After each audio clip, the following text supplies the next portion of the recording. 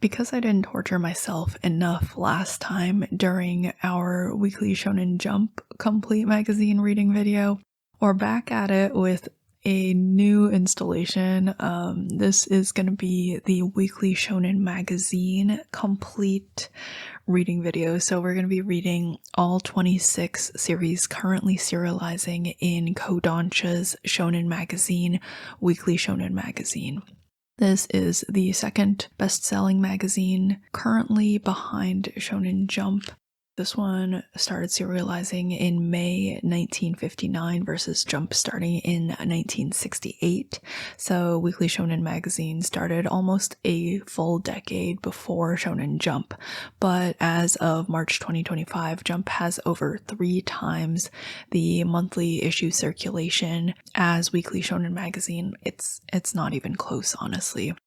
Physical sales aren't everything, obviously, but I can tell you right now, like straight off the bat, Shounen Magazine is not beating Jump at views and readership either. One of the major reasons for that is Kodansha's digital manga reading platform, Kmanga, is significantly worse to use for readers than Shounen Jump's manga reading platform, which is the Shounen Jump app or even the Manga Plus app, both of which contain series from Shueisha.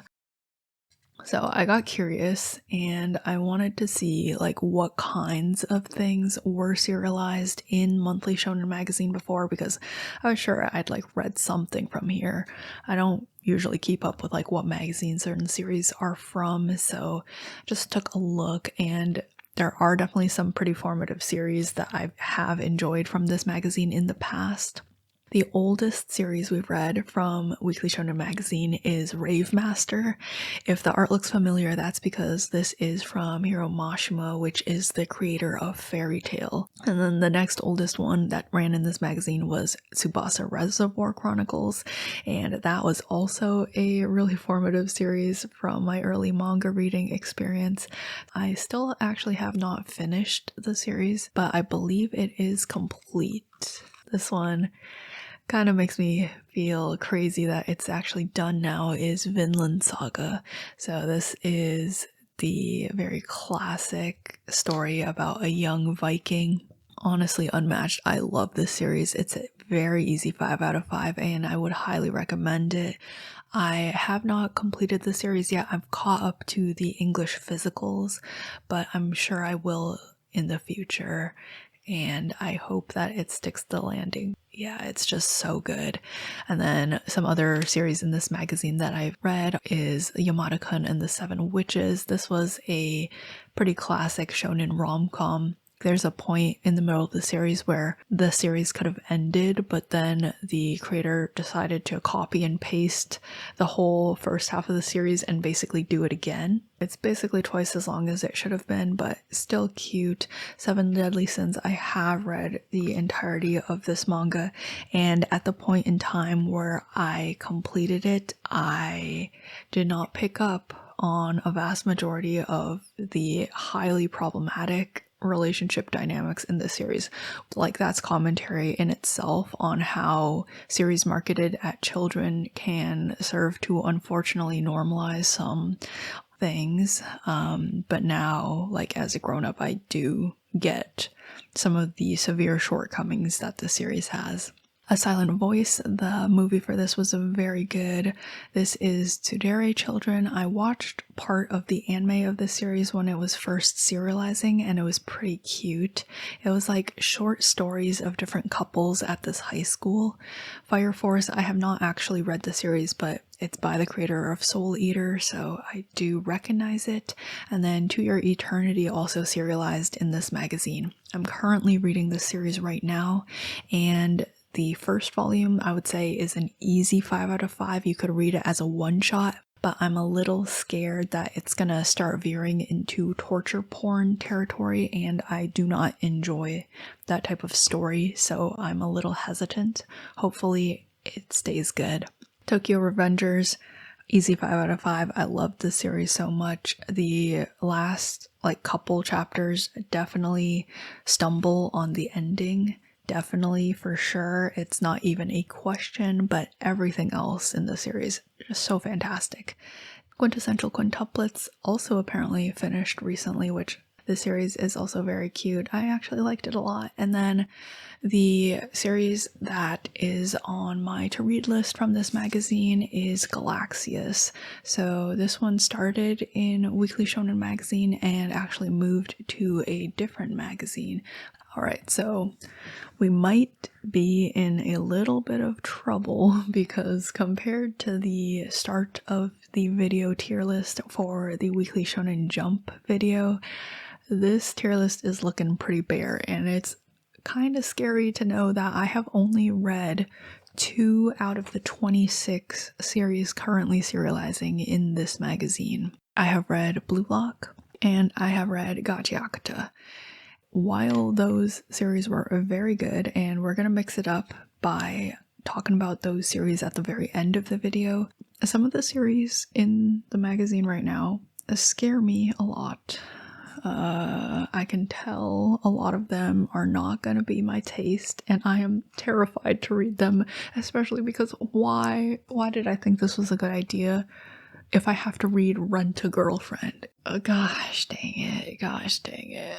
I don't know how we got to this point, but like, we're committed now. We're locked in. We're gonna do this. We will be checking out at least one chapter of every single series that's currently running in the magazine. Starting off with Go-Go Loser Ranger.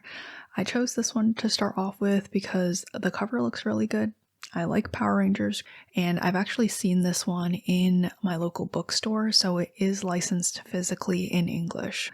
Thought we would start off on a good foot and also test out the Kodansha reading experience. So I signed up for an account, went online, used the website, and how the website works is you get a certain amount of chapters that you can read in a day. It's anywhere from like 3 to 6-ish. And after 2 days, I had enough tickets, which are the free chapter reading token things, stocked up to read 15 chapters of the series. So that's what I read. I read 15 chapters of the series. And then after that, you can't read any more chapters unless you pay through microtransactions. That kind of sucks, but I'm going to start talking about the series, and needless to say, I did not feel inclined to read any further than chapter 15. I really thought I was going to like this series because I have enjoyed other series of this type in the past. So I've liked Tiger and Bunny, I've liked Mr. Villain's Day Off, I've liked To Be Hero X, I've even liked Love After World Domination, which is like a rom-com. I would call this base concept of this type of show or series, it is the Power Rangers Super Sentai subversion genre. So it takes the concept of the Power Rangers or this type of action hero where the people like don costumes, they have a whole persona and then they go fight bad guys as a team. It takes that concept and it tries to subvert it in various ways. So in this series, Go-Go Loser Ranger, the subversion, I believe, because as we'll talk about later, the writing's a little murky for the series. I believe the subversion is that the villains that the Power Rangers are fighting are really weak and they basically can't put up a fight at all and they're just kind of getting beat up. I think that's what it's trying to go for. The series doesn't have a strong identity. It's kind of amusing, not in a great way. It's kind of ironic because Super Sentai heroes are supposed to be their identity first and foremost. The main character of the series is one of the minions of the bad guy armies, and the whole story is that essentially all the bad guy leaders have been taken out, so it's just the grunts of the army that are trying to put up a fight against the Power Rangers, and they're not really strong. The only thing they got going for them is that they're immortal, so they essentially cannot be killed. Though, as we'll find out later in the series, they actually can be killed if the Power Rangers use special weapons on them. So the implication is that these grunts are being allowed to live in order for the Power Rangers to have someone to fight, to provide entertainment to the citizens of the country. Which is a fascinating concept, I think, if it would have been done well. My main issue with the series is the tonal disconnect. So it's not funny enough to be a comedy, but it still tries to include jokes, which makes it not sincere enough to be a societal commentary, but it still includes some of those themes, which makes it so you can't just turn your brain off and read it as a classic battle shonen. Not to mention that the art is also not good enough to convey action in fight scenes, so it's not really fun to read for the battles. And then it's also not camp enough to be Power Rangers. Like, I don't think this actually succeeds in invoking the nostalgia that it's trying to capitalize upon by being a subversion of the Sentai genre. It's trying to do a lot of things, but it's not really hitting any of those points particularly well. And that brings me to the fact that none of those critiques are actually my main point of critique for this series. The writing is extremely disjointed, and I really think it could use some heavy editing. The story and plot, the pacing of how the story is presented in chapters, how the panel layout is planned out for the pages and spreads, every single factor of those areas is done in a very half-baked and subpar way. If this series is trying to be something fun where you can read on the casual, there are too many panels per page and too many speech bubbles per page. There's not enough dynamicism in the art to convey a solid direction for your eyes to travel across the page. That's a very advanced technique, yes, but without it, it just kind of looks flat and your eyes just don't really know where to go. While reading this, there were several points in the first 15 chapters. There's 173 chapters of this series, which is kind of crazy to me because it's a mess. Like, it's a hot mess. I don't know how it lasted 173 chapters, but in the first 15 chapters, there were several points where I had to stop and go, what is happening right now? I genuinely don't know what is happening. And then the story just kept moving on and never addressed those things. I don't mean confusion in a way that's like, oh, you have to stop and think about it. For example, sometimes the power system in JJK or Hunter x Hunter is very confusing, or you have to go over a fight multiple times to figure out what's happening because the villains are clearly trying to mislead the protagonist or something like that. I don't mean that. It's confusing in a way where I can tell the author did not have an editor, did not have a test audience to read the chapter before he decided to present things the way they are. It feels like things are happening in the way they would happen in a gag manga, where they just, boom, that's something that happened. Okay, we're moving on without explaining it. We're moving on without even knowing why it happened. That's like a damning critique point. Like, if I can't tell what's happening in your series and I can't tell why that's happening, and more importantly than that, I don't care why it's happening, why am I even reading this series, right?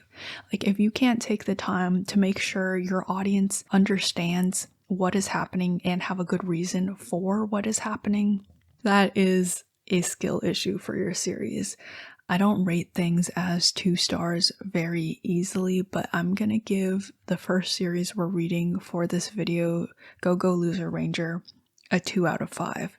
So in my rating system, 2 out of 5 means it's not worth your time, and I feel like I wasted time while I was reading this series.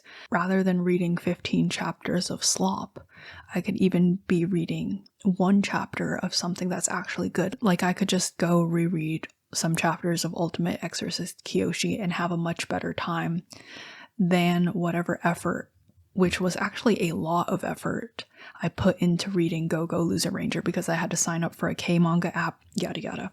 The point is, I would actually not recommend this to anyone. If you enjoy Power Rangers and Super Sentai and perhaps want like a subversion on that genre, if you haven't watched Tiger and Bunny, it's an anime that's been around for a long time. That one's really good.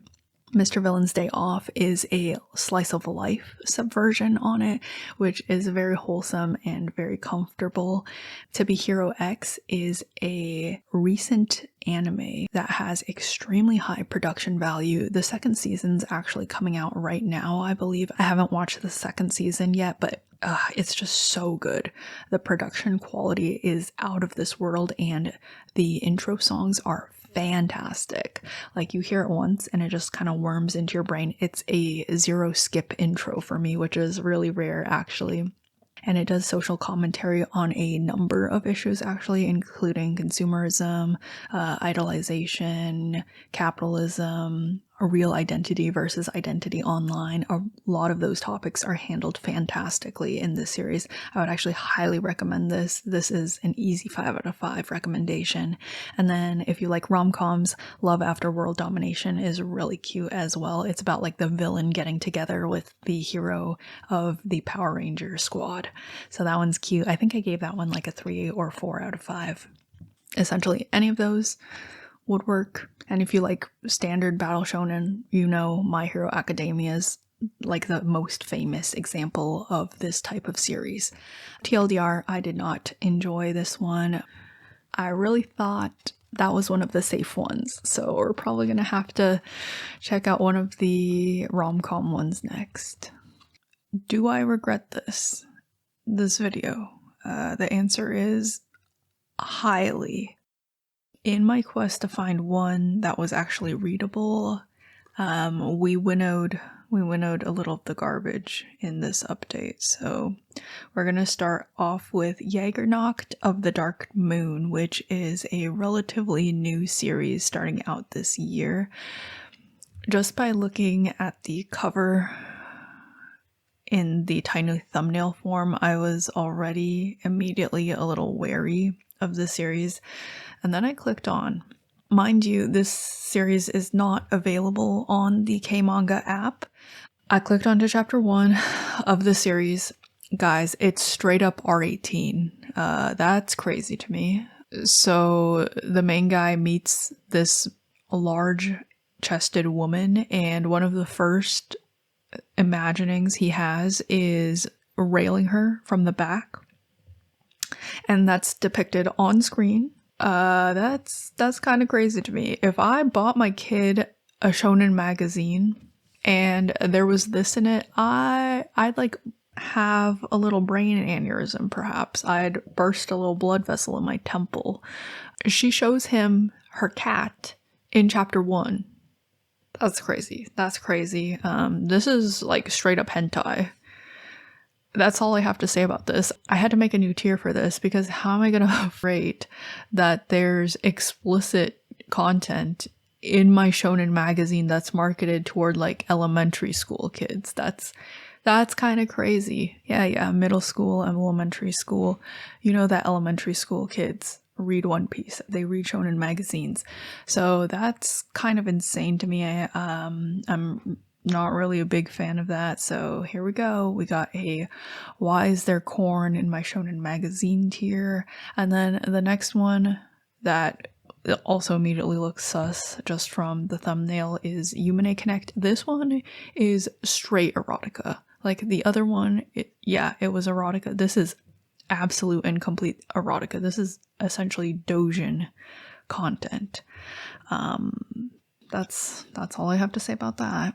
The other one in this tier is also highly problematic. I honestly wished I could have immediately just axed this before even reading it, but I promised I'd at least give each of these a read for one chapter. So this one is Yowayowa Sensei.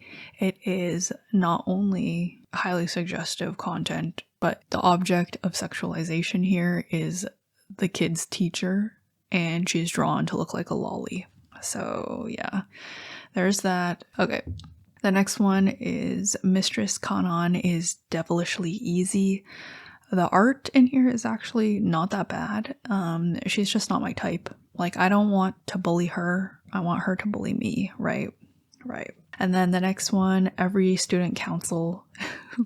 Okay, the title of this is crazy. Imagine naming a series this. It's called, translated in English, Even the Student Council Has Holes, with like an exclamation mark at the end. That's wild. This one's actually pretty interesting format-wise. The chapters for the series are extremely short, and it's essentially just a couple pages of 4 Koma comics, which are the little 4-panel gag comics for comedy series, and then like maybe 1 or 2 extra pages attached at the back, so they're quite short little snippet type chapters. This is straight up just a fan service series, which the art's actually pretty good. But, you know, fan service without anything else doesn't really do anything for me. There are also no English translations for this series, and a lot of it's not scanlated either. Of the couple that I've just talked about, none of these are English translated. But the next one is English translated. So this one's called Medaka. Kuroiwa is Impervious to My Charms. This is a suggestive rom-com, and it's super funny to me that although it is on Kmanga, Kodansha has censored the suggestive parts of the series by putting these big black bars over her chest when her like assets pop out, and that's so funny. Like, not only do you want to have your cake, but you want to eat it too by blocking the fan service part of the series, so the fans actually don't have any reason to read it. That's crazy. The whole gimmick is that the super popular flirty chick likes this guy, but he's impervious to her charms. So he doesn't like react to her, but the gimmick's actually kind of given up way too fast, in my opinion. In chapter 1, you already see that he's not in fact impervious to her charms, and he's actually quite into her as well. And that just means the whole rest of the series is going to be pretty generic rom-com. Not really my taste, so I dropped it, but again, it's crazy that Kodansha censored this. I'm sure they have like more suggestive stuff on their website that they're not censoring, and it was just her chest. It wasn't even like anything else. Anyways, and the next one is Dream Jumbo Girl. This one is also not officially translated. The concept was actually a little interesting, but it's definitely not taking itself very seriously. It's kind of gag comedy type stuff, essentially following these 2 girls who win the lottery and then proceed to blow all their money on crazy weird stuff to just live it up. This is probably the worst series I've read so far in this video, solely for the fact that the art for this manga looks like it was generated off of 3D models. The reason I say this is because the faces are very stiff and look almost exactly the same from panel to panel. If you've ever watched something like Bang Dream, where during like the song performances they use 3D models, the art in the series looks like they took a couple Bang Dream models, like moved them around in Blender and then like isolated the lines off of them somehow and just slap pasted them into their manga without even editing anything. I'm gonna give them the benefit of the doubt and say it's not AI generated, but it just does not look good, and it definitely looks very lazy, paired with the gag humor that I'm not really into usually, and this series does nothing for me. So the next one that I read was actually really good. This is the newest series circulating in the magazine, but this one is called Idolatry. As of recording, we're currently only at 6 chapters. It's actually very promising. The art's great, and the premise is pretty fresh as well, in my opinion. It's about a idol group survival show with a little bit of a crazy girl twist. So if you're not really into K-pop or idols, one of the ways that groups are formed in the very competitive K-pop market or idol market is they put a whole bunch of girls or talents into a show called a survival show, and then they do competitions to like isolate which girls have the most talent. So it's like singing competitions, dancing competitions. They'll vie for fans. So they'll do like a popularity contest with the viewers. It's that type of concept. Our main character, she's really, really, really into a certain idol. And when the idols group disbands, like the music group, they break up, her heart gets broken because she's a super fan. But then she finds out that her favorite idol is going to be competing in a survival show to potentially earn a spot in a new group that's forming. And if she does, that means that our main character will get to be her fan again, essentially. The twist is that our main character will do anything and everything, and boy will she do anything to ensure that her favorite idol makes it into this group and makes it there as the best version of herself that she possibly can be. That leads to some insanely cool and also insanely creepy yandere moments, I'd say. So far, it's been absolutely fantastic. It's been a blast to read, super exciting, and then every time the artist pulls out like a really creepy panel or a twist, your heart just gets a little boost of adrenaline. I am very excited about this one, actually, and I will try to keep up with it the best I can. I'd give it a 4 out of 5 so far. The next one I checked out, or tried to check out, was Suruga Meteor. This is Weekly Shonen Magazine's baseball manga.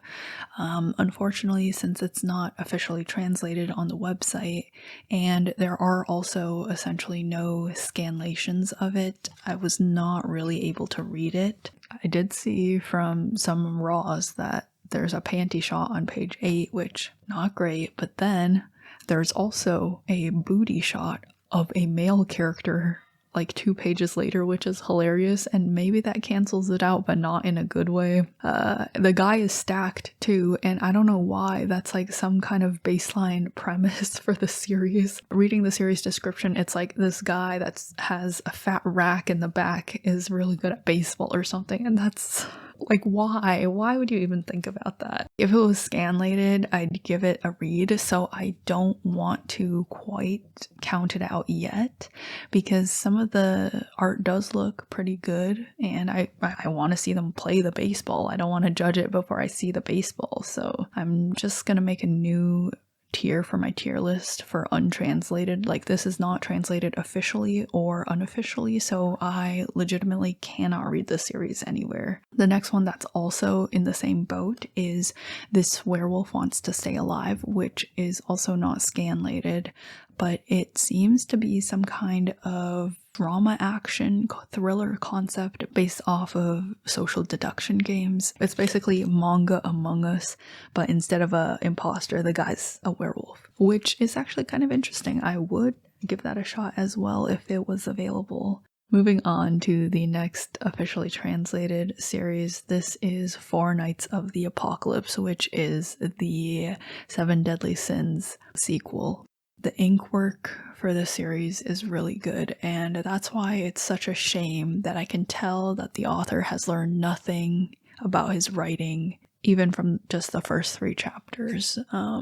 He's doing the same stuff again, and the series is gonna have the same issues again. I can already tell just from what I have read. Is it an improvement that we got all the way to chapter 3 before the first problematic fan service moment happened? I don't know, maybe it is.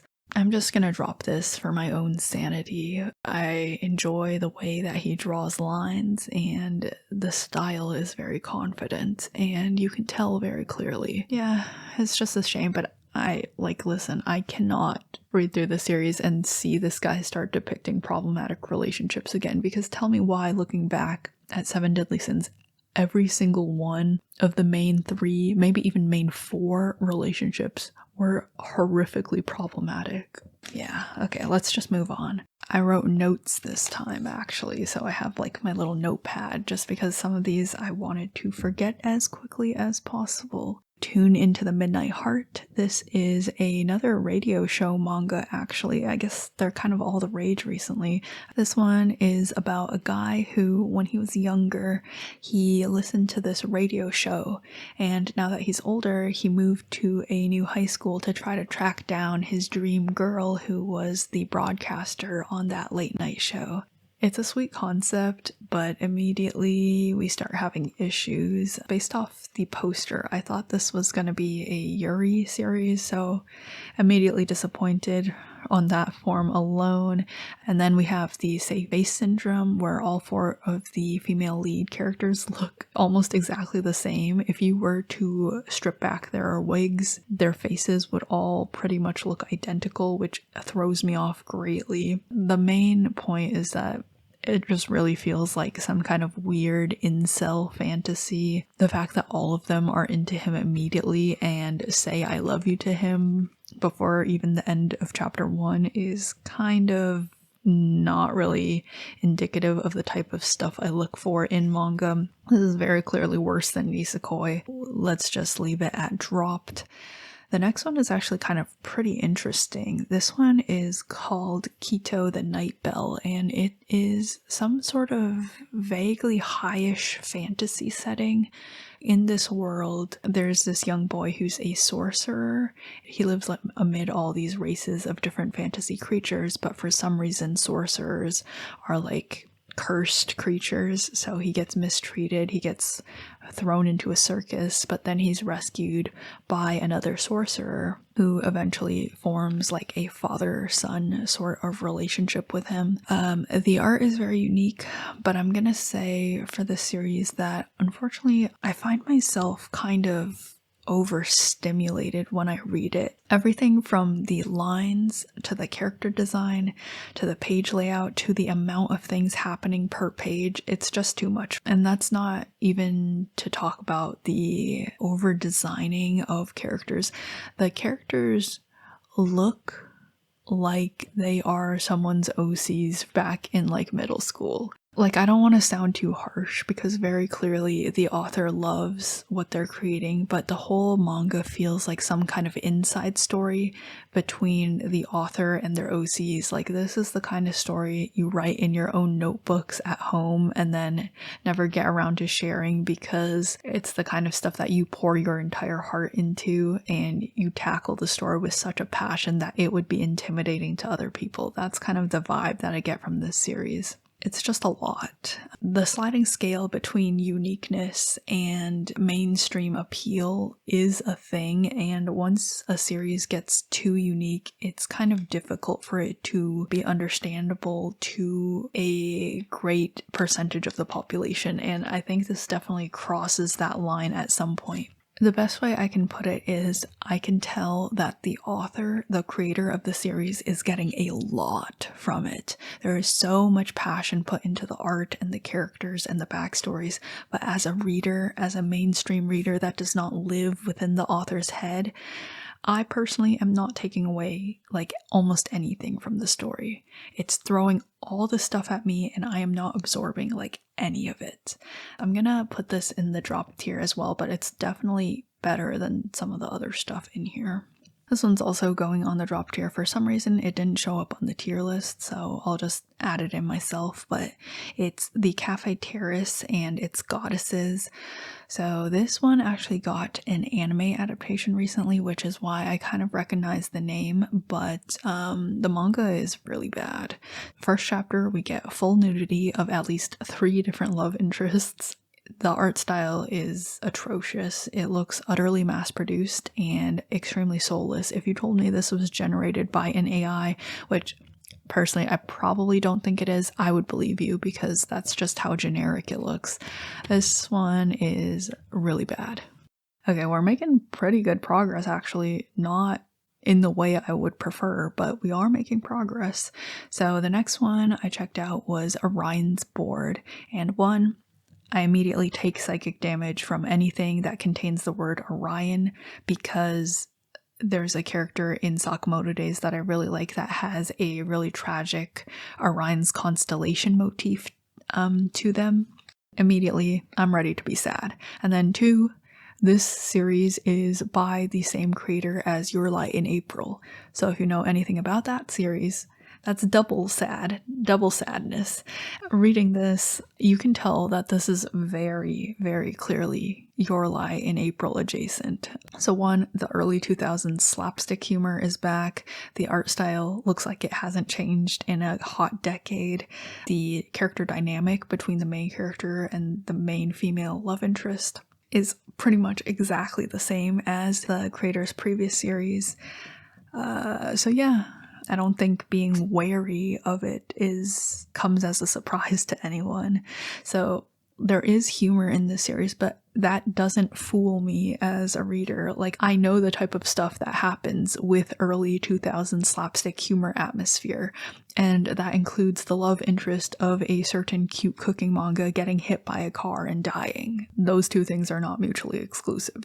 Orion's Board, rather than being about music, is about shogi, the game of shogi, and once again, we have a protagonist that's kind of a prodigy that gets put in his place, and then a girl that's really good at what she does and inspires him. Yeah, if you know, you know. If I read a rom-com that's 77 chapters and ends in tragedy, I'm never going to recover. That's just going to be the end of me. And I can tell already from just chapter 1 that there's going to be drama in this series. There's going to be something like his mom's sick in the hospital, or her teacher gets hit by a car or something. There is going to be some crazy stuff in here, I can tell. And that's not a bad thing. Drama's a genre for a reason. I'm just not built for this. Maybe once it's complete, but I can't be reading something like this weekly. It's going to wreak havoc on my brain. Okay, last one for this batch of updates is A Couple of Cuckoos. There's one more rom-com after this, but I'll talk about it in a little bit. I saved this for near the end of the rom-com slop fest because I actually had a little bit of hope for it, since this one also got an anime adaptation and the cover looks decent for a shonen rom-com. This is not good either. The art's not too bad, but the whole concept of the series kind of makes me want to bash my head into a wall. Why is their first meeting him falling and his hand landing on her boobs? And then the first words they speak to each other basically has her blackmailing him with the video that she just happened to take of him trying to save her from falling off a bridge and his hand landing on her boobs. So she's like, you tried to grope me, I'm gonna blackmail you if you don't do what I say. Is that supposed to be romantic to anyone? Also the concept. I just had like the Sweet Home Alabama music playing in the back of my head the entire time I was reading the first chapter, because, okay, listen, they're not related by blood, but him and her were switched at birth. And then their parents find out years later and want to essentially reconnect with their lost daughter. It's not blood incest, but listen, just imagine if your parents randomly said they had another kid that's a girl. Wouldn't any sane person immediately start thinking of that kid as their sister? Just the thought of it. If they tell you, like, hey, we found out that we have another daughter, actually, that she just lives like down the block, and we're going to bring her over so you guys can meet because we want to kind of be reunited with her. Wouldn't you immediately go, oh, okay, cool, I have another sister? Like, she's not the only member of the female species left on the planet, and if you don't bang, the human race dies. Like, please, there's a bajillion other girls in the universe. Why does he have to bang the girl who's essentially his sister? And if you don't think it's going that way, he gets to see her half naked in the shower by chapter 3, so yeah, it's going that way. This is not for me, needless to say. The art's pretty good though, so I'll actually put it above the Midnight Heart one. So I'm gonna talk about this next one, the Kagari monster family, and had pretty high hopes for this one. Those hopes were actually kind of met. It's about a girl who's essentially out of a job, so she tries to apply for a position as a maid at this monster temple where all the people who live there are monsters. They're yokai, that kind of stuff. And it's very cute. It's very wholesome. I love the found family, I love the hot women, and I love that the art is really good as well. There's some creative parts, there's some monstrous parts, there's a lot of wholesome storytelling. The only thing that prevents this from being an easy 5 out of 5 for me is that the main love interest for the main character, the male lead, is 14 years old. They haven't gone too far into the romance aspect of the series yet, but I'm a little nervous about it, so I'm just going to give it a 4 out of 5. Now, if they prove me wrong, like if they reveal that the main character is actually younger than she looks, if she's like 15 or something, that might encourage me to bump up the rating, but again, this series is pretty early on in its serialization, though it's pretty good so far, and I would recommend it, just hoping for the best on that aspect. Alright, so with that, we have 6 series left to read in this magazine. And yes, I have been avoiding that particular one. Am I really gonna read this? I'm gonna procrastinate some more by picking Ahiru no Sora next. So this one is a long-running shonen sports series about basketball. It first started in 2003 and serialized for 51 volumes before hitting a hiatus in 2019, and it's been on hiatus ever since. It is not officially translated in English either. It's not available on Kmanga, but I did manage to find some scans, not very high quality ones, so I did at least get to take a peek at the first couple chapters of the artwork. Unfortunately, I'm gonna have to put Ahiru no Sora in 2 stars, not because it's particularly bad, but because at this point for Western audiences, it's pretty much not worth your time to try to track down and read. There's like no real way to check out the manga in its full quality. I also did see some minor spoilers for the series, and one of the side plots ends in a way that I definitely would not prefer if that side plot is included in a sports manga at all whatsoever. So I'm not gonna hold my breath on this one. There's definitely some fan service, some early 2000s type of writing in this series. I don't think at this point in time it's worth really checking out. If something changes, I'd definitely be open to reading more of it, but just for now, I'm gonna move on to Shangri-La Frontier now. So this one is English translated and it's available on the Kmanga app. I've got to say, this is probably the best drawn isekai I've read in a long time, but the caveat to that is I've actually been avoiding reading isekai series. A couple years ago, I had like this massive isekai phase along with pretty much every manga reader I know, and I read so many isekai and webtoons that I think I've just completely burned myself out of the genre. There's this thing that some isekai series like to do when they're really low quality, where they put the stat screen on the page of the manga to kind of shortcut its way into stakes by like giving the exact power ranking in number of the character or of their stats. And don't get me wrong, I'm sure there are series out there that do this pretty well, but like, oh my gosh, something about it just triggers like an allergy in me now, where as soon as I see the game UI dialogue boxes on screen, I immediately just kind of, my brain exits out of my skull and I no longer want to focus on the series. That's definitely a personal issue, but it's probably a 3 or 4 if they don't introduce a harem into the series. But since it's 200 plus chapters with no end in sight, I'm just gonna drop it for now. I'm not really in the mood to read another isekai fantasy game RPG series where the main character is a guy that gets surrounded by girls for no reason whatsoever.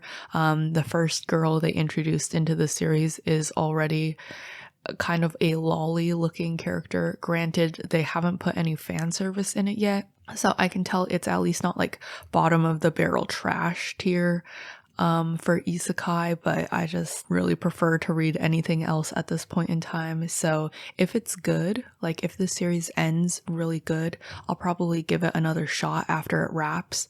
But for now, this one's just like a very earnest isekai, and if you're into that, feel free to give it a read.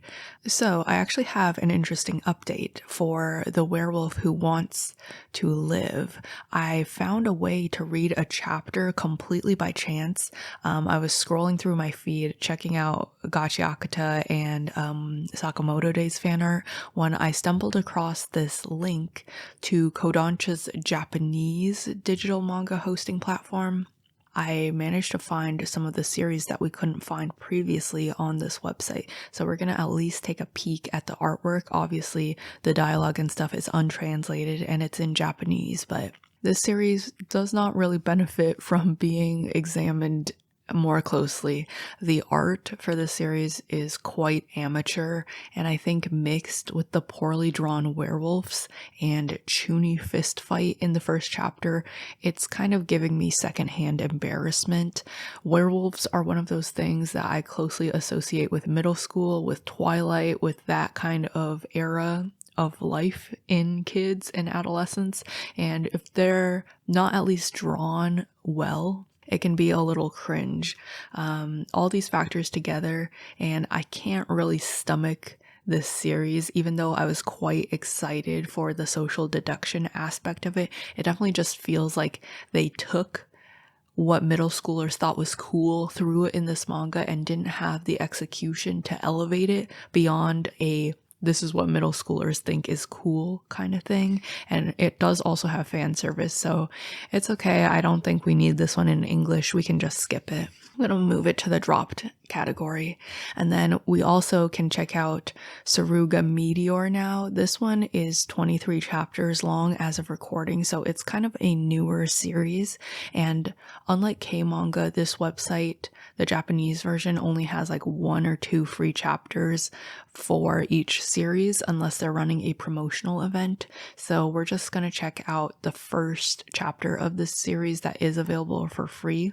I'm not gonna lie, I'm actually kind of sad this one isn't translated, because despite the protagonist's nose somehow landing in a girl's rump in the first chapter, the art and sports manga vibes for the series are really good from what I can see so far. So I want to actually be able to read this and read the dialogue in English. So I'm going to leave it in untranslated because I don't want to make a judgment before seeing the actual dialogue and writing. I think this one does actually have potential. So Kodansha, I'm begging you to give it a translate. I would like to peruse the wares. Thank you. Another series that is actually on this Japanese version of the platform is the Medaka one. So I got curious if maybe the first chapter of this series was uncensored on the Japanese version, because on the English K-manga, there's like black boxes across a majority of the pages of this series, which kind of pissed me off. But I did find it on here. It is uncensored. And guys, I don't know what K-manga is on at the moment, because there's literally nothing shown in this series that's any worse than any other series on the platform, and some of those are definitely not censored. In the panels which are censored for the series in the English version, she doesn't have anything out except like the tops of her bra and her boobs. So you can't see like her nipples, you can't see any areolas. It's not even like the full breast that's popping out of her shirt. It's literally just a little bit of cleavage. They leave like the full ass shot of her behind uncensored, but they can't handle the mere thought of a female chest. It's pretty much impossible to read this series with the censorship, because it is a series that people read for the fan service, and that actually annoys me so much. I'm gonna bump the series up in my rating just for that. If you live in the West, you know we're currently having like we're taking some steps back politically. The government's trying to push like a puritanical censorship kind of state where they can control what consumers see. But I think this is a little crazy. I don't necessarily believe this is from those policies that they're trying to get pushed, because one, like, there's so much sexualization of the female body in the West. There's no possible way this had to be censored, but then they can just air random stuff like Black Cat and other American comics. And two, like, I just really think the company needs to like reevaluate some of the ways that they're presenting these series, because at this point, why would you even have it translated at all, right? While I was editing a different video today, some insane news dropped on my feed regarding Four Knights of the Apocalypse, the sequel created by the same author as Seven Deadly Sins. I'm going to put the screenshots on here so you can kind of make your own judgment, but yeah, this is why you don't give an inch with chumps that set off your warning bells like this. Listen to your gut. There's always something more behind the scenes. I'm moving this series down more because honestly, this guy ought to be ashamed. I'm kind of done talking about his mid-slop and his problematic propaganda. We're probably never going to mention him again on this channel ever. I just do not enjoy giving people like this a platform. Moving on with the cringe, we're going to be talking about Rent-a-Girlfriend. Everything I know about this series is against my will, and unfortunately there is a lot to know. The infamy of the series runs deep. There are numerous video essays that go into the madness in depth, but the author fell in love with his fictional female lead, and the entire fanservice series is essentially an NTR manga because he's jealous of the fictional male lead who he created and doesn't want him getting with the female lead.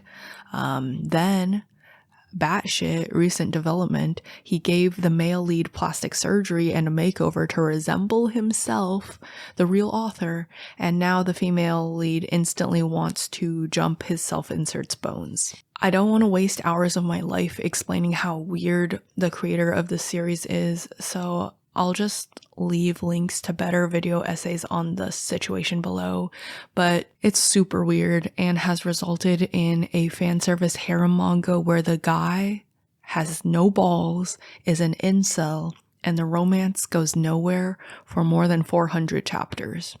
The author needs to pay for our therapy bills for subjecting us to that, honestly. Like, whatever this is, I do not want to see it. Like, these are inside thoughts. Please, Reiji, just stop tweeting. Stop tweeting, get off Twitter. We're gonna do like a Hajime no Ippo sanity break real quick, because if I talk about Rent-a-Girlfriend for like 0.2 seconds longer, I might actually go insane. So we're just gonna read this boxing series and then we'll get back to that other one. This is the oldest series running in the magazine since it first started in 1989, and currently there's a total of 144 volumes. 144, but Kmanga lists 199 chapters as of November 18th, 2025. Let me just check manga updates real quick. There's how many chapters of this manga now? So I guess there's over 1,500 chapters of Hajime no Ippo, and the Kmanga site is just not up to date on the official English translations. For context, that's longer than One Piece. That's longer than One Piece. This series is over a decade older than that most famous Jump title, which started serializing in 1997. So it definitely makes sense that it's longer than One Piece, but also I am definitely more intimidated now. Old manga can be a bit of a turnoff for people, but despite its age, I actually did enjoy the art of this series. The old school charm is instantaneous. I'm back after reading like 50 chapters of Hajime no Ippo with my first impressions. This series is really good. It's a sports series about boxing with all the early sports shonen charms and more. There are 2 dubious points that I have. The rest is amazing. One, it's super long. It's more than 1,500 chapters with no physical license in English and incomplete official English translations that makes accessibility an issue for this series. I did take a peek at the recent chapters and the art style has changed dramatically. It's more modern, though I don't yet know if I necessarily prefer it. I guess I have like over 1,000 chapters to decide once we get there if the transition from the older style to the modern style is good or not. And the second con, this one's like a real one. There's blackface in this manga. About 20 chapters in, one of the non-black characters darkens his skin as a joke. It's not in a racial negative caricature way, but it doesn't change the fact that like it happened and we really just do not need that.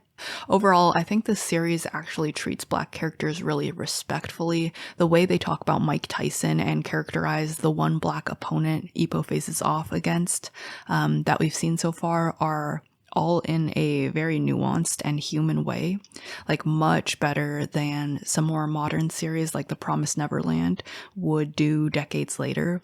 But if this is a deal breaker for you, obviously use discretion. Only you can make that judgment for yourself. I'm just letting you know it does exist in this series for like 2 pages. Everything else, phenomenal. Great art, great paneling, lovable characters. I love Ippo as a main character and his pretty boy rival and his gym mates, and the author even takes care to make almost every opponent Ippo faces feel human and likable in their own right, which is incredibly tough to do. It's very easy for some sports series to make the opponent just feel like the opponent of the week, but the series does not do that, and I really appreciate it. It gives them room to come back in the future for like rematches and stuff. The action and page layout and readability for the series is amazing, and I just want to praise it because it's so old and yet does all this stuff really well. It's so easy to read this series. It's really easy to get into, really easy to read, and it's just a fun time. There's healthy male friendships, there's the importance of hard work and perseverance, great messages for kids, and this even made me vaguely care about boxing, which is crazy impressive. This has been really good so far. 1,500 chapters might be stretching it. I'm not sure where a story about boxing would even go after that many chapters. Like, is Ippo still alive in the current series? Are we boxing kaiju now? Like, what's the situation? But I'm ready to find out. This was great and a much needed gem of a find after so many middling of the road series in this magazine. 5 out of 5 for me. It's definitely worth a read if you like sports shonen. Okay, multiple days and many Hajime no Ippo procrastination breaks later, we are back after reading Rent-a-Girlfriend. This series might be a punishment to the human race from somewhere high above. Every chapter is so painful to read. I was biting back my gag reflex from the very first scene of the very first chapter, where the male lead gets dumped. And get this. This is how the author decides to make a first impression with this character. This is the first thing we ever see him do. He gets dumped, so he starts imagining his ex getting railed by another guy and gets hard from the idea. So hard that he has to stroke one out on screen. This is the first impression we get of him, is that he's a lame-ass incel bum. I mean, shit, at least the series didn't try to hide the cucking fetish, I guess. Here it is in literally chapter 1 in the first scene. The main character of the series is a terrible, spineless, sorry excuse for a person, and there's a reason why he's so single he needs to pay a rental girlfriend for a fake date. Okay, so here's the plot of the series. The plot in quotation marks. He rents this girl to take him on a date because there's this whole industry in Japan called compensated dating where you can pay someone to spend time with you. And when she does, the date goes fantastically. Like, he has a good time. She takes him to the aquarium and she like holds his hand and all this stuff. But then when he gets home, the main character remembers it's a customer-provider transaction. and he leaves her a 1-star review. And then he rents another date where he acts like such a dick. She pulls him out back and rightly chastises him for being an asshole to someone who's providing him a service because he went to her to purchase the service.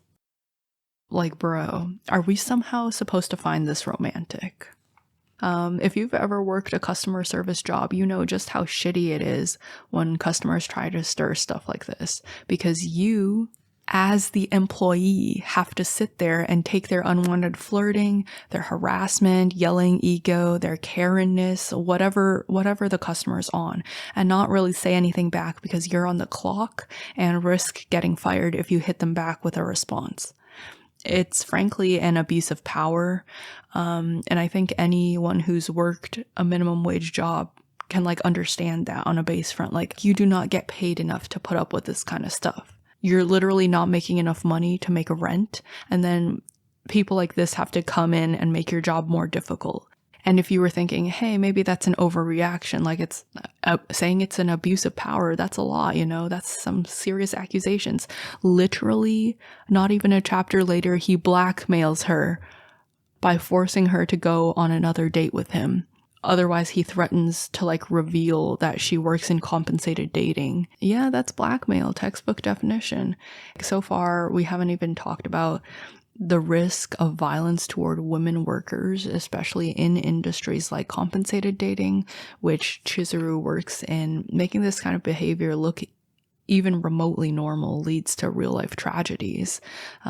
Guys, please do not read this manga, and please do not treat customer service workers like this. Just like you, they're just working their jobs to try to get by in life. There's so much wrong with this series, but here's the worst part. Kazuya is a horrible person, but Chizuru, the female lead, is not even a person. She's the concept of like the incel dream girl. She's physically attractive. She gets put in all these situations with the guy and can't escape and chooses not to. She's over-sexualized. Everyone wants her, but for some reason she's saving herself for the incel guy who offers her nothing. From chapter 1, she's a flat cardboard cutout standee that Reiji takes around town on dates. That's all the agency she has. None. She does whatever the author wants her to do to put her into compromising situations for 400 plus chapters. And I'm just gonna say it, not even someone with a degradation fetish would do this to themselves. If a customer leaves a 1-star review, you block them and never provide them your service again, and probably notify security that there's a risk of retaliation. And then after he tries blackmailing her, essentially stalking her, that's a police report, guys. That's a restraining order, moving out of that apartment, even if it means breaking the lease. You're telling me a high-earning popular talent like Chizuru on the compensated dating platform can't get a creepy customer like Kazuya banned from the compensated dating app? He's not even a high roller. He's a broke college student. The company would definitely take her side over his. No normal person would ever let things get so far that she's lying to her grandma about dating a customer. And that's because Chizuru isn't a person. She's the author's weird sex doll he dresses up every week. This entire concept is so fundamentally unattractive to me. Bro should have kept this and his NTR fetish between him and his life-size Chizuru body pillow. Serializing this as a manga warrants a public indecency charge and compensation for any reader unfortunate enough to have laid eyes on this series. I don't know how to explain like the 1, 2, 3, 4 follow-up punches of like everything wrong with this series. Like, 1, it's like one of the worst things known to man. 2, like it perpetuates harmful ideas about how you can treat customer service workers. 3, she's not even hot. She's not even attractive. Why does Chizuru have the build of like a stick? I need some meat on those thighs, okay, guys? If we're supposed to be fantasizing about her choking us out because we're acting like an asshole to her, like, she ain't got no muscle, no fat, no nothing. editing Czar here, I actually have an update. Guys, you know how I was telling you earlier how the author recently made Kazuya look like himself? And we all thought that meant he and Chizuru would bone for like 20 chapters straight and then the manga would end. Well, get this. I took a look at chapter 403 and 404, the latest chapters as of recording, just to see like, hey, in 400 plus chapters, at least he gets with his dream incel fangirl thing, right? This chapter is called First Time with My Girlfriend. And I was going, wow, this is so horny. Ew. Chizuru's haircut is kind of cute though. Guys, that's not Chizuru. That's a different female character from the male lead's harem. So you're telling me, after more than 400 chapters, he hasn't matured or grown a spine at all?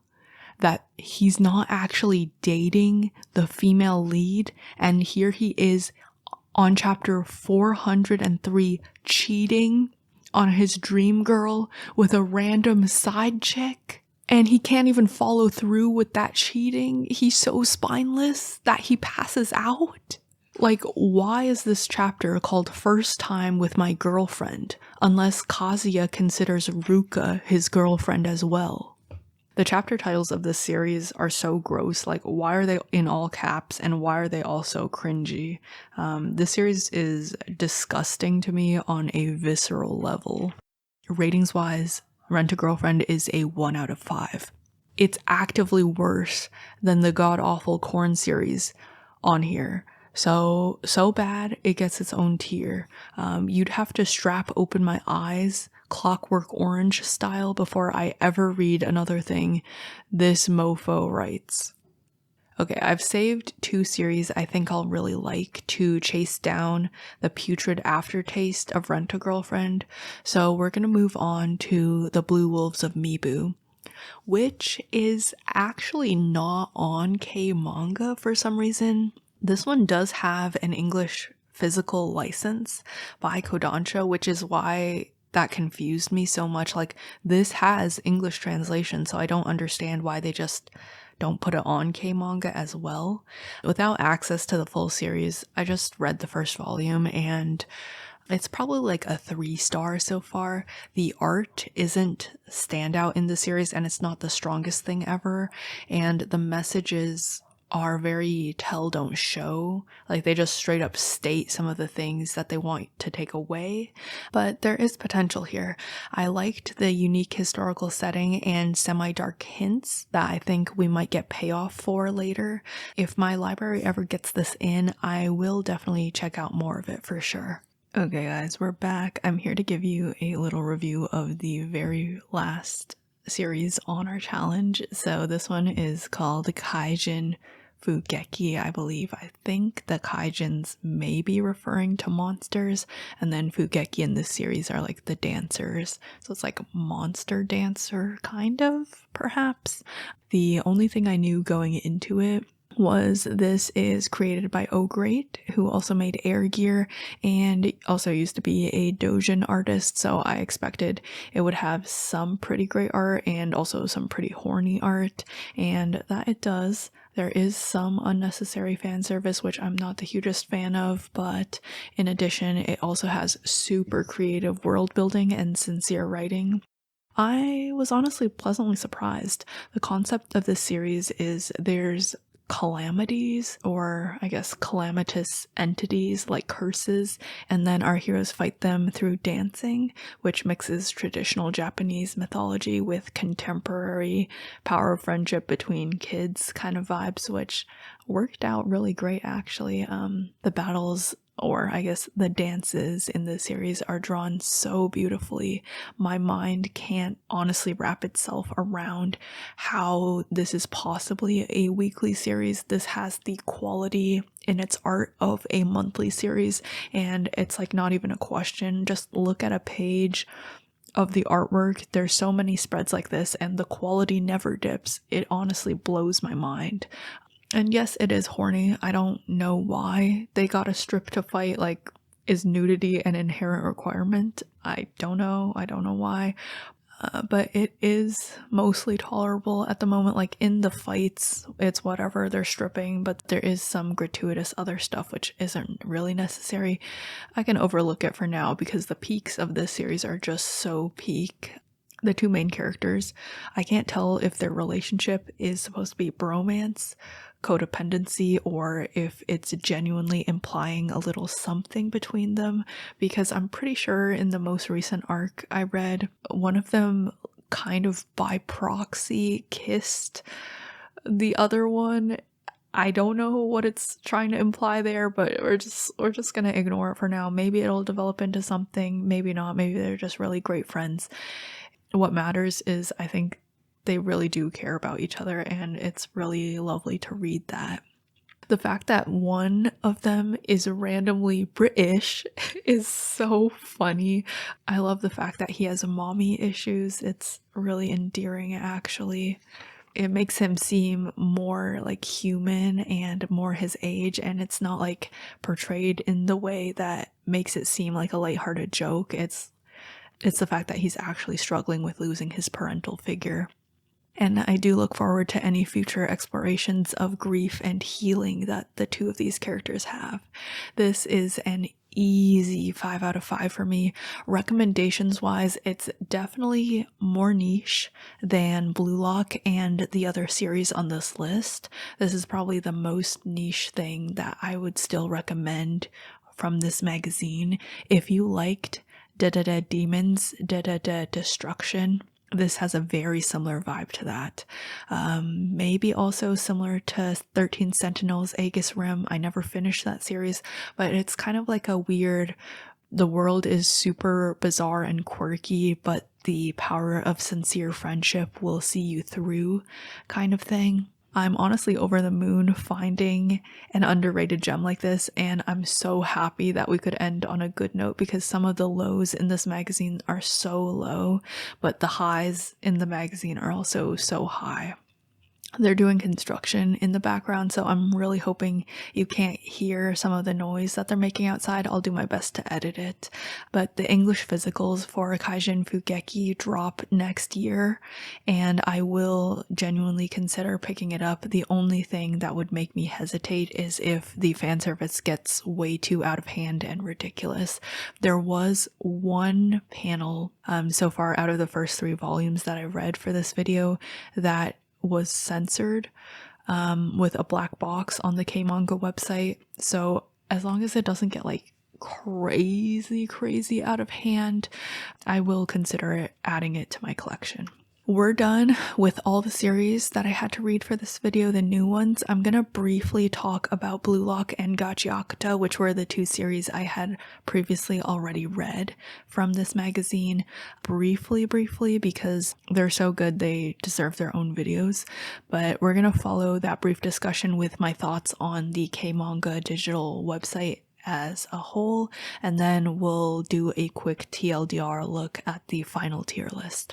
So Blue Lock, this is the most fun I've ever had reading a sports series. It makes soccer look as fun as a battle action manga, which if people are not a sports fan at heart, it's so difficult to recommend them sports series and get them to enjoy it. But this is so easy to recommend to anyone because it has all the appeal of like a typical battle shonen. I've definitely gotten some of my friends into this and they've enjoyed it, and I can tell you they are not sports people. For me, this was really easy to get into. Soccer is like the one sport I actually know like a good deal about and enjoy watching. Now, if you do play soccer in real life, you're gonna have to suspend your disbelief because what do you mean they didn't practice against real defenders and made a entire national team of nothing but strikers? That's crazy. That's hilarious. But okay, listen, the shit talk in the games, it's so fun. The hype is so peak. The aura moments, the drawing, the artist is great at drawing like action, sports scenes in motion. Super fun at jazzing it up with like special effects and cool imagery. It's just so peak. I highly recommend it. If you want to see the protagonists go into like rage bait mode on the field and call people donkeys. Listen, Isagi's so hilarious. There's a reason why a girl in Japan tried to marry him IRL. It's so funny. And then Gachiakuta. This is my favorite series running in this magazine. Definitely right now and probably ever.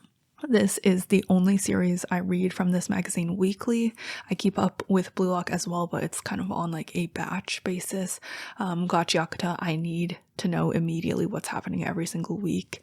It's ascendantly good. The series not only has gorgeous artwork, which I have no clue how the artist draws a chapter of art this stunning every single week. It looks like a monthly series again, but it also has fantastic and super fun world building, a cool power system that anyone can understand and enjoy, and then it also has really good thematics as well regarding the importance of conservation. It's very anti-consumerism and anti-waste, which again is a message that I think is important today.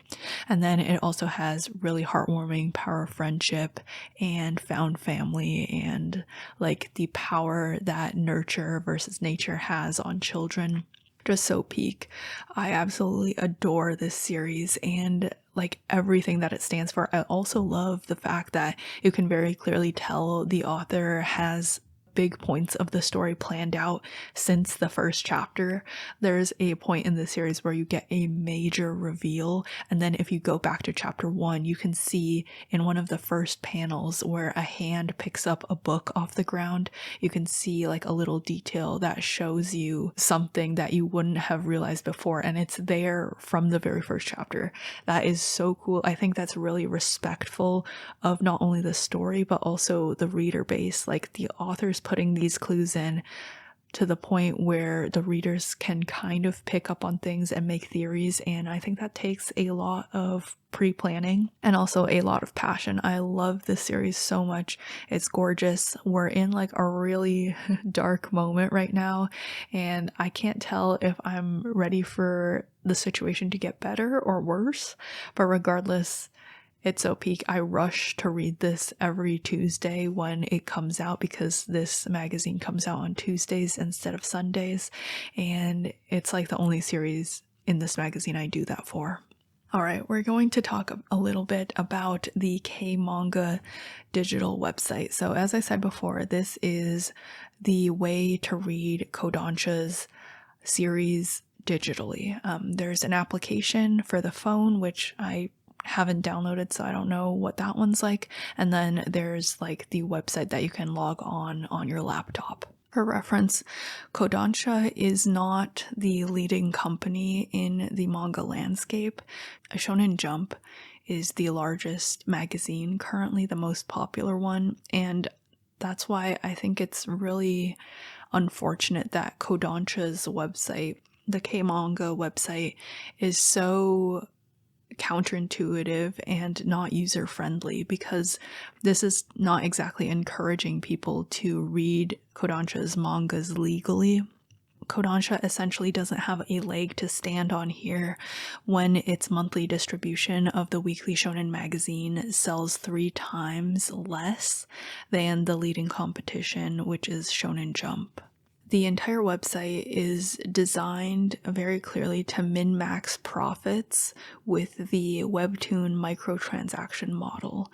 So unlike the Shounen Jump app, which you pay a flat monthly fee to subscribe to, and you get to read all the chapters from any series that's on the app that you want, the Kodansha Kmanga website doesn't have that business model. Essentially, it's railroading the consumer into paying individually for each chapter that they want to read. Obviously, these are 2 different business models, and there is definitely one I, as a binge reader, prefer, and that is the Shounen Jump model. I pay less than $5 a month. I get to read whatever I want. It's a seamless reading experience, and it's really easy. This Webtoon type model is actually why I uninstalled Webtoon, and I no longer read any comics on that platform. I don't have that much time to read, and when I do, I would like to read a good chunk all at once. So I'm going to show you. This website has the ability for you to read chapters for free beyond the first 3 chapters, but it's like in a whole kind of railroady microtransaction system.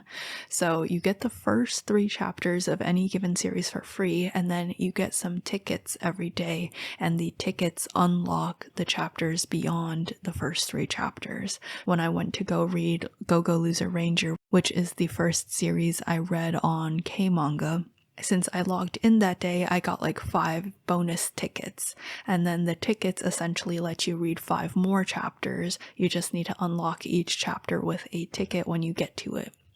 So if you wanted to go read chapter 4, you click unlock with the free reading ticket, and then you get to read chapter 4 for 71 hours. Here's where it gets kind of annoying and complicated. So after 71 hours, the chapter expires and you can no longer have access to read the chapter. So you go unlock chapter 4 and then you can read chapter 4 for 71 hours. After 71 hours, you can't read the chapter anymore unless you pay for it. You can't unlock it again with a free ticket. So after you unlock it the first time for free, you have to pay to read it again. And then 2, you can only unlock chapters in order. So for example, if I were to have purchased the first 2 volumes of Go-Go Loser Ranger physically and then wanted to keep reading digitally, you can't immediately jump from the free chapters to, I don't know what chapter 3 starts on, maybe like chapter 14 or something. You can't immediately jump to chapter 14 and just unlock that one with a free ticket. You have to unlock all the chapters until chapter 14 to be able to unlock chapter 14 with a free ticket. Otherwise, you need to pay for it. So that would really suck if you were trying to read a series that's super long and you had already made some progress on it. You can't immediately jump to like chapter 200 and unlock that. You need to unlock every single chapter before that. And then with the tickets, obviously you're limited. So if you only have 5 free tickets a day, you can't read any more of the series. You have to only read the 5 chapters a day of the series. And then another thing with the tickets is they actually expire in like 2 to 3 days. You can't stack up a whole bunch of tickets and just read like a whole binge in a row.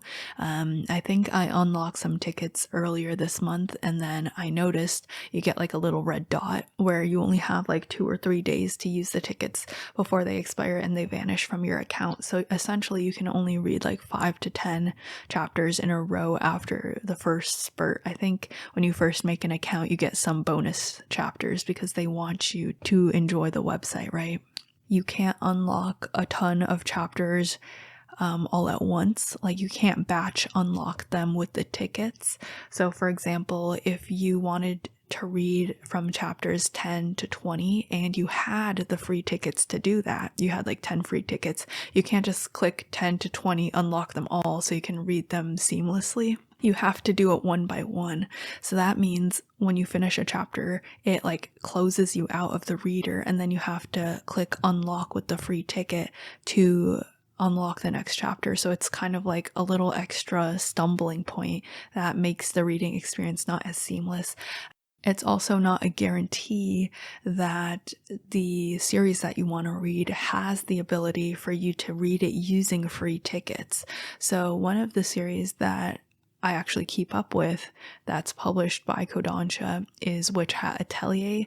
That one's not one that I read for this video because Witch Hat Atelier is a monthly series, so that's not going to run in weekly shonen magazine. Witch Hat Atelier is also like a seinen series, but long story short, I wanted to go see if I could read it on the Kmanga website, and you actually can't unlock the chapters of that series with free tickets. You must purchase the chapters for that series. So not every series is available to read with the free tickets. And also the chapter list on Kodansha does not automatically expand. So if you can tell on this screenshot that I'm going to put up, it shows you the most recent chapters and then the first chapters. And then if you want to go in and look and unlock some of the past chapters, you need to click expand and it'll expand like the chapters. So this would be annoying if you wanted to go in and unlock a whole bunch one by one and then read from the beginning. You would have to click expand, scroll all the way down to the chapter you wanted to unlock, click unlock, and then it'll reset the entire list. And then to unlock the next one, you have to scroll all the way down and then click expand and then scroll all the way down and then click the next chapter and then click unlock all over again. These are just like some basic user interface things that I really think could use some improvement. Also, something I found kind of annoying is, at least on the desktop version of the website, you're not able to favorite series. So for example, if I was reading Go-Go Loser Ranger and then I wanted to save it because that's a series that I'm currently reading, there's no way to like star it or anything, so it goes to a separate page where I can see all the series I'm currently reading. It just has like a most recently read section and that's it. But like if you check out a whole bunch of new series, the series that you were working on are going to disappear off of that section. If you were wondering like how much it costs to purchase chapters, you can see here you can purchase points, which are like the microtransaction things to unlock chapters if you do want to pay for them. $5 gets you 500 points, so essentially $1 gives you 100 points, and the chapters range anywhere from I think 5 points to like 99 points to unlock the chapters, and they kind of min-max that as well. I think 5 points if you previously unlocked it with the free ticket, and then 99 points for like the newest and most popular chapters to read. So basically, if you want to completely read a series that's like 1,000 chapters long, you're going to be shelling out quite a good bit of money for that. There are like some savings if you buy a lot of points in bulk, but again, purchasing manga digitally and purchasing things digitally when you can't download them to your own device is not really purchasing them, no matter what they say. Like if you buy this series on a platform where you don't actually own the things that you buy, you're essentially just renting it. I remember this with the Funimation digital platform. A whole bunch of people bought things digitally, like movies on Funimation, and then when that service shut down, people just lost all their digital content. So essentially they were just renting it and they didn't actually own it. Are you actually purchasing the chapter when you purchase it with points, or are you just renting it? I would say that it is pretty much just the latter. I don't know, that's obviously a personal judgment. To me, it's kind of disrespectful of my time. I would much rather just pay a flat upfront fee and then get to save time by going exactly to where I want to read, to what I want to read, and then being able to read exactly how much of that I would want to read. And then also the fact that Kmanga censors their manga kind of pisses me off. Like, you're really gonna show full nudity butt shots, but then you don't want me to see Medaka's boobs when she's wearing her bra.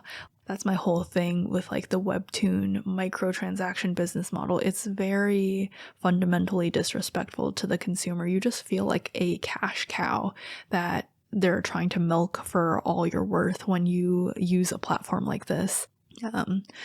I just would prefer not to support a business model like that, and I think this is a major reason why it's tough to get into other magazines. I said it at the end of my Shounen Jump video, but the reason why Shounen Jump is so popular in the West is because it is easily accessible.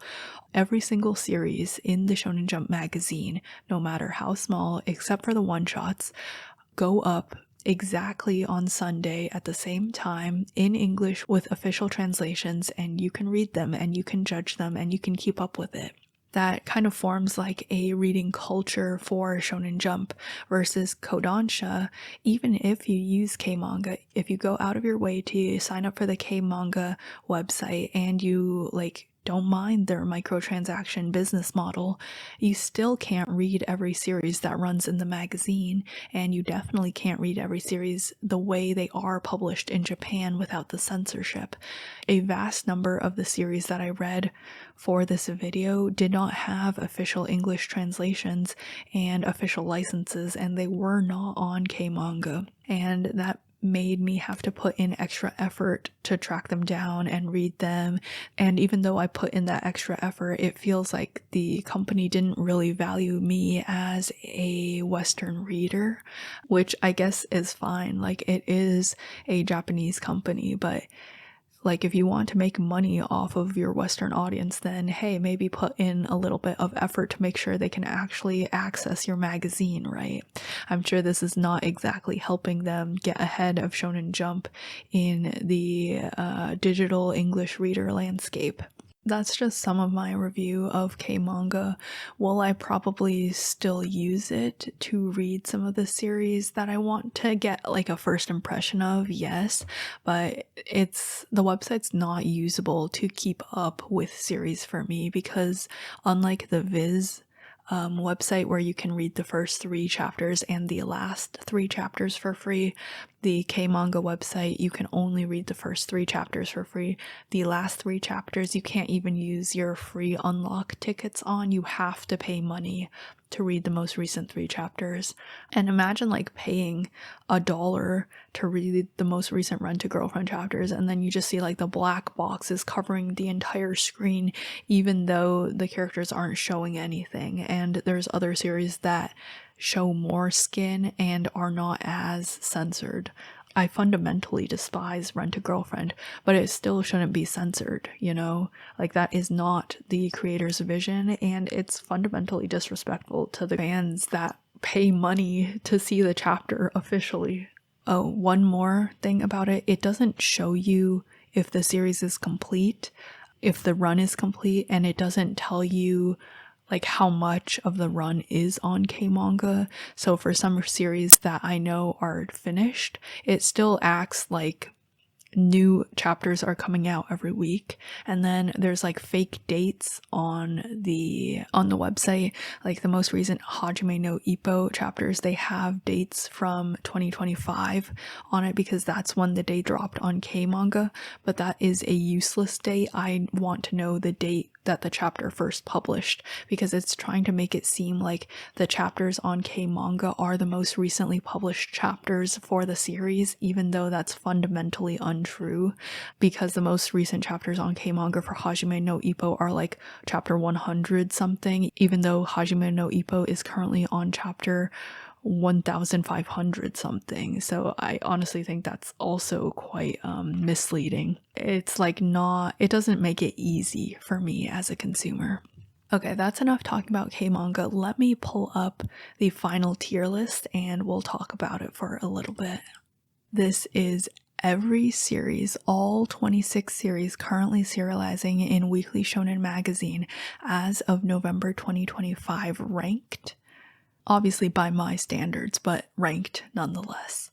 So from the bottom we have the untranslated tier. This is essentially unranked because it is not officially translated in English, and I want to wait until I can read the official translations, or I guess scanlations, to see where I want to put it. This is a baseball manga, and I think from the art alone, from the first chapter of what I did see, it does have some potential.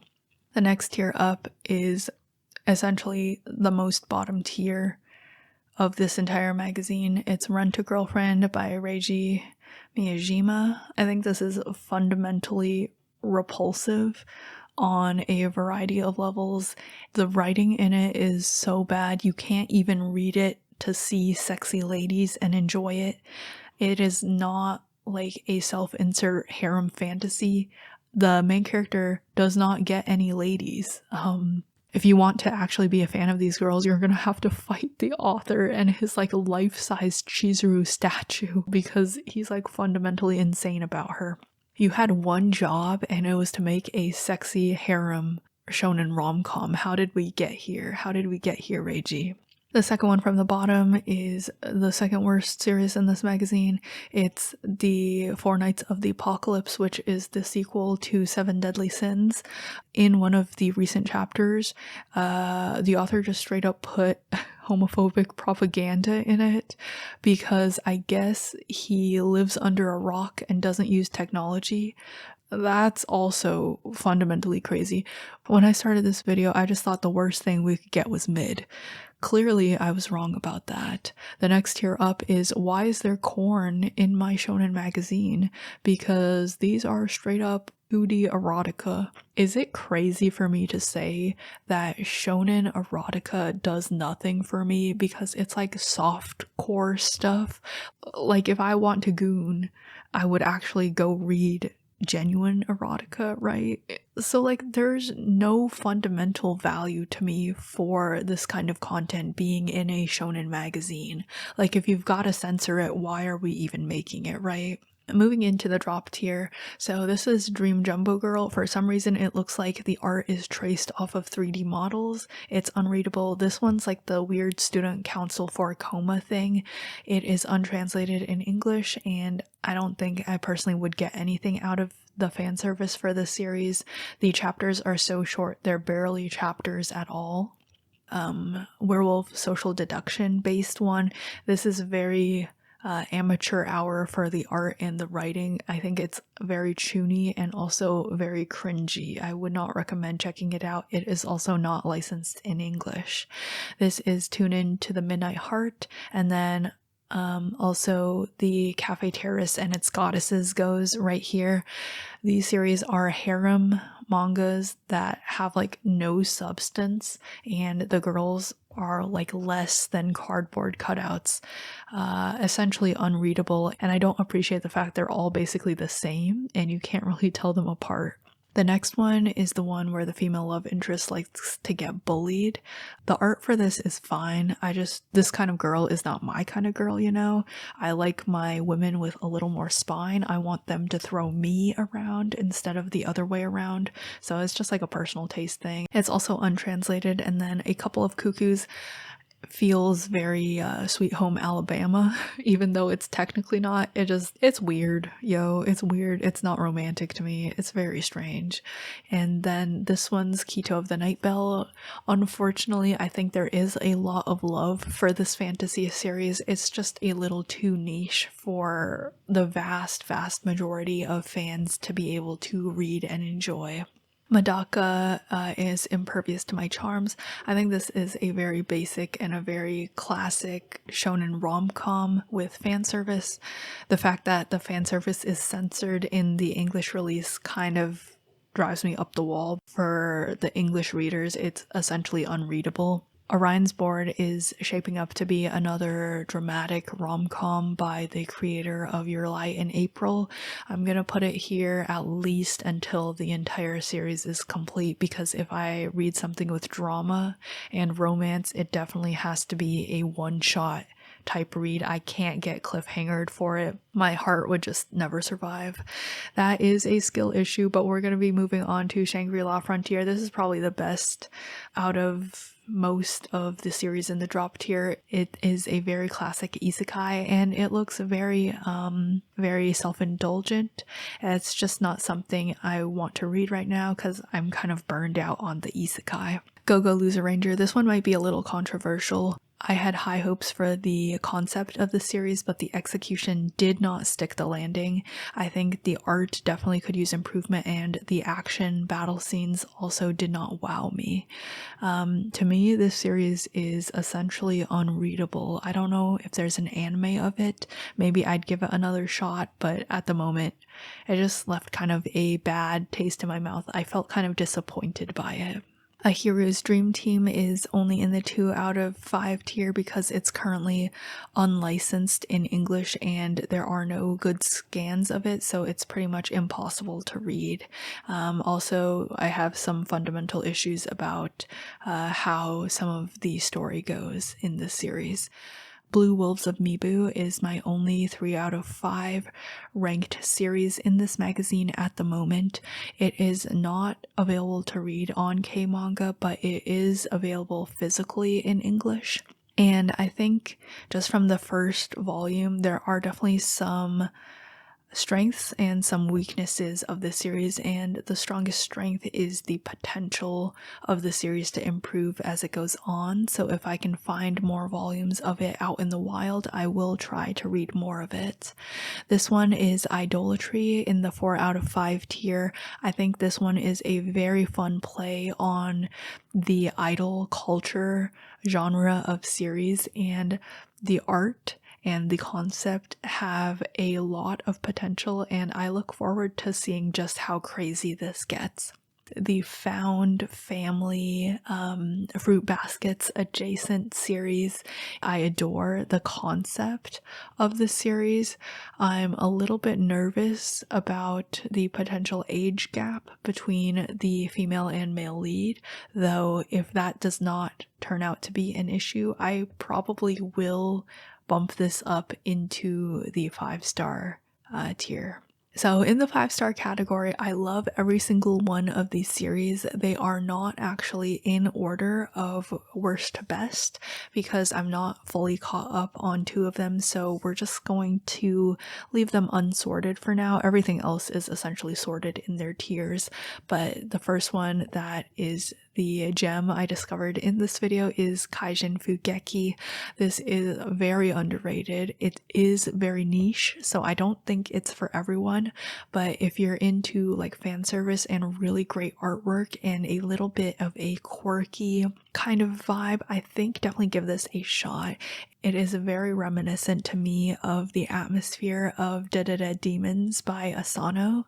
So high on the power of friendship, high on the just super bizarre, quirky world, but also it excels a lot in the heart that is imbued in the series. It is very sincere, and I think sincerity takes a lot of balls to do. If you like air gear, if you like Oh Great, this one's definitely a must check out. Other than that, just take it as you will. You can read like a chapter if you want, but it's definitely not for everyone. Hajime no Ippo, I think this one is pretty much the opposite. Almost anyone could read the series. It is a very classic sports series. If you don't enjoy sports manga, you might not enjoy this. Other than that, there's like really strong male friendships. There's a great message about perseverance and working hard to achieve your goals, and I think that's applicable to a vast majority of readers for this magazine. The fact that it is longer than One Piece is kind of diabolical, but I will slowly chip away at it, and I want to read more of it in the future. Gachiakuta is my favorite series currently running in this magazine. It is so good. The art's amazing, the world building's amazing, and the power of friendship and found family is also amazing. This series essentially ticks off every single one of my boxes, and I'm so ready to follow it to wherever Urana wants to take the story. 5 out of 5, easily recommend. And then last but definitely not least, Blue Lock is a fun football or soccer manga. It is absolutely incredible, just so much fun. This is probably the easiest series to read out of this entire magazine. Like, there is no really heavy topics or anything like that. It's sports, it's fun soccer shenanigans, it's a rivalry, it's the power of friendship, it's triumphing over your opponents, it's fun shonen battle stuff. Now, if you do play soccer in real life, it is not incredibly accurate to how that sport works, but if you can put that aside, it's just so much fun. I highly recommend it. There are so many hype moments, so much aura, and it's just incredibly fun to read, especially with the World Cup coming to the US and North America next year. It's like prime time to read Blue Lock. Give it a shot. I think even if you don't enjoy sports series normally, you can enjoy this sports series. Okay, so I'm gonna just take off the series that I don't think even are readable at all on this tier list, and then I'm gonna put the final tier list that results from that besides the Shounen Jump one, and we can just kind of see like the spread between Weekly Shounen Jump and then Weekly Shounen Magazine. The 5 out of 5 series from Weekly Shounen Magazine are easily some of the best things I have ever read period. That being said, I don't know if I can even recommend this magazine because of the fact that there's like stuff that I would not show to the gremlins, let alone a kid that's like in elementary school. Frankly, I would not let my child read this magazine. It's not just the fact that you get to see some nudity. That's not my fundamental issue with fan service. I think especially targeting this kind of blatant sexualization of the female form and disrespect of underage minors in a magazine that's targeted toward young boys, it's kind of normalizing this kind of behavior going forward. Just because it is normalized doesn't mean it is correct, and I kind of want to push back on that a little bit. That is my serious disclaimer. But if we are to look at the good series and end this video on a positive note, I'm so happy I did this. It was worth sifting through all the slop just to find Hajime no Ippo and Kaijin Fugeki. I even think the 4-star series in this magazine are really great and have fantastic potential. This was a really fantastic and really fun reading challenge, even if I suffered quite a bit of psychic damage sifting through all the horrible shonen rom-coms in here. If you read any of these series or check them out after watching this, let me know what you think. If there's any series that you currently read in this magazine, definitely let me know which ones are your favorites. That's always really fun.